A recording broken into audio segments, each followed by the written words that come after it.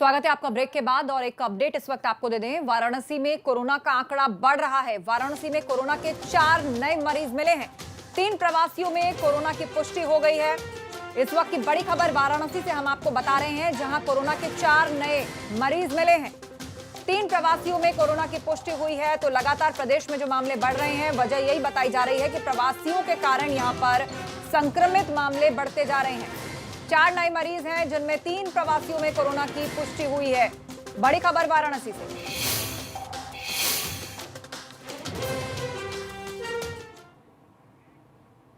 और अब एक बड़ा अपडेट कानपुर से भी आपको दे देते हैं। 48 घंटे में 26 लोग कोरोना संक्रमित हो गए हैं।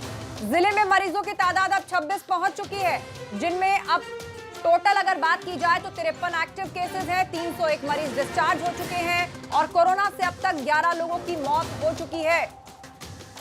कानपुर का आंकड़ा इस वक्त हम आपको बता रहे हैं। जिले में मरीजों की तादाद 26 जा पहुंची है।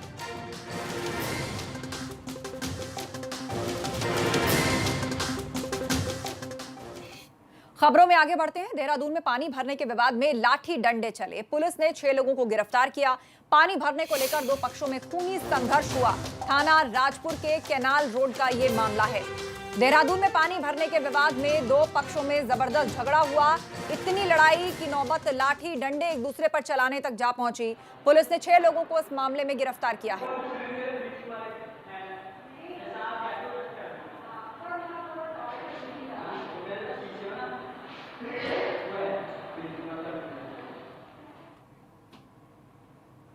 उधर उत्तराखंड में टिड्डी दल को लेकर अलर्ट जारी किया गया है। कई राज्यों में टिड्डियों का प्रकोप देखा जा रहा है। टिड्डियां फसलों को बर्बाद कर रही हैं।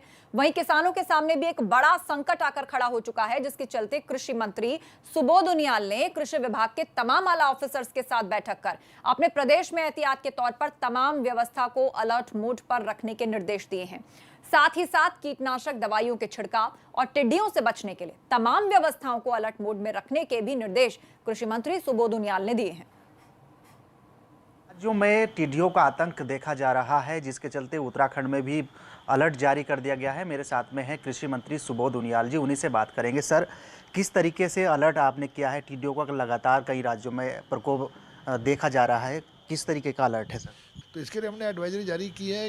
किसानों से ये निवेदन किया है कि वो इनको भगाने के लिए हल्ला करना, थालियां बजाना, ज़मीन पे गड्ढे करके पानी इकट्ठा कर लेना, धुआं कर देना, जिससे कि ये वहाँ से वहाँ आने का काम ना कर सकें और वहाँ से भाग जाएं। दूसरा, इसमें जो हम लोगों ने पूरे जनपद में जो हमारे कोविड के कंट्रोल रूम से उन्हीं को टिड्डियों के संबंधित मामलों में भी कंट्रोल रूम घोषित कर दिया और सारे किसानों को हमने ये सलाह दी है कि वो किसी भी तरह की इस बारे में समस्या हो तो वो जिला कृषि अधिकारी, भूमि संरक्षण अधिकारी, जो हमारे खंड अधिकारी हैं कृषि के, और जो न्याय पंचायत स्तर पर हमारे कृषि अधिकारी हैं, उनसे संपर्क करें।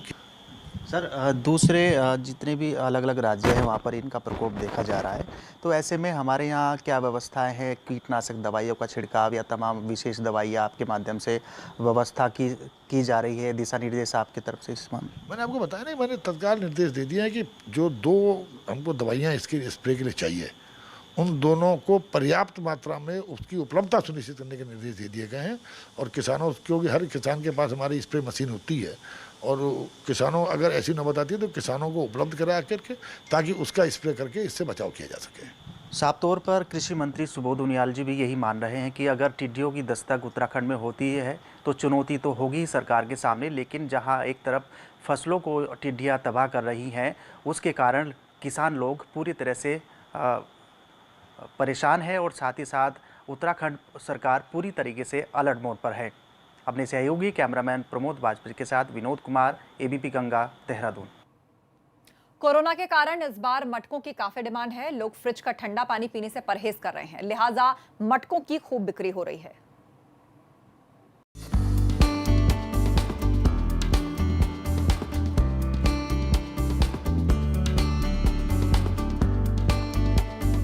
कोरोना संक्रमण काल में देहरादून में मटकों की डिमांड बढ़ गई है। डॉक्टर की सलाह है कि इस समय फ्रिज का ठंडा पानी पीने से परहेज करना चाहिए, लिहाजा लोग अब मटकों और सुराही की खरीदारी कर रहे हैं।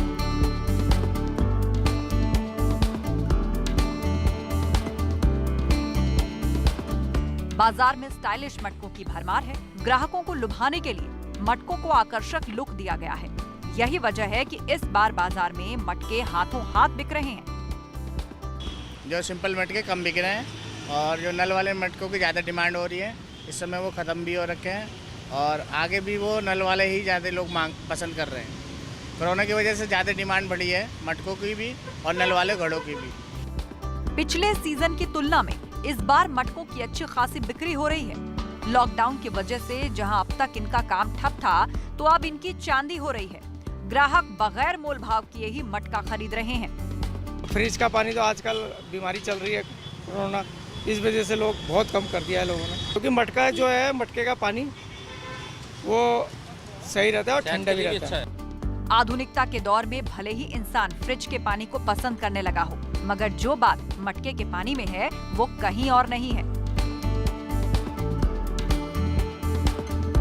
कोरोना के चलते पुरानी परंपरा फिर से जीवित हो गई है। साथ ही कुम्हारों को भी रोजगार मिल रहा है।